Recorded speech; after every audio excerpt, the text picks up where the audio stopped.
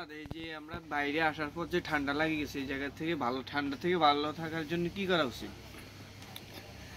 ঠান্ডার থেকে ভালো থাকার জন্য প্রথমে তুমি যখন বিদেশে আসলে এই দেশে ঘরের ভিতরে এয়ার কন্ডিশন চলে, আর ধরো বাহিরে প্রচুর গরম, 40 ডিগ্রি, 45 ডিগ্রি, 50 ডিগ্রি, 55 ডিগ্রি পর্যন্ত গরম হয়। এখন তুমি যদি ঘরে যাও, ঘরে গিয়ে গোসল করো, গোসল করার পর ম্যাক্সিমাম 15 মিনিট বাইরে থাকবা। অর্থাৎ গোসলের পানিগুলা গামছা দিয়ে শুকাইয়ে রে তুমি ম্যাক্সিমাম 15 মিনিট বাইরে থাকবা।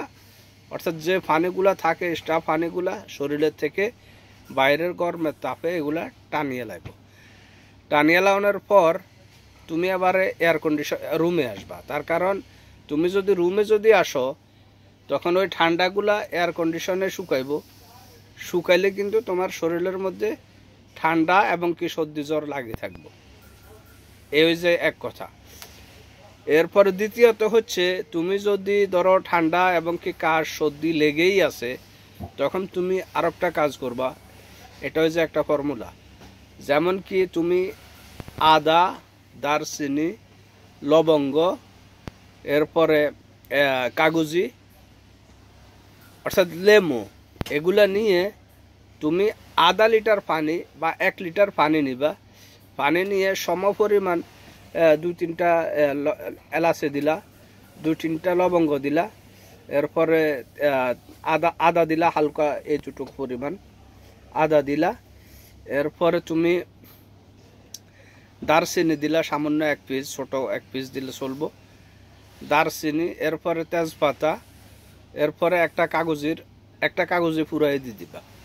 দেওয়ার পর কমপ্লিটলি এগুলারে গরম পানিতে গরম করতে করতে আধা কেজি 1 কেজি পরিমাণ গরম পানির গরম করতে করতে তোমার একটা চায়ের কাপে যেরকম পানি হয়, চা হয়, ওই রকম একটা কাপের মধ্যে চায়ের কাপ অনুযায়ী 1 কাপ চা বানাইবা।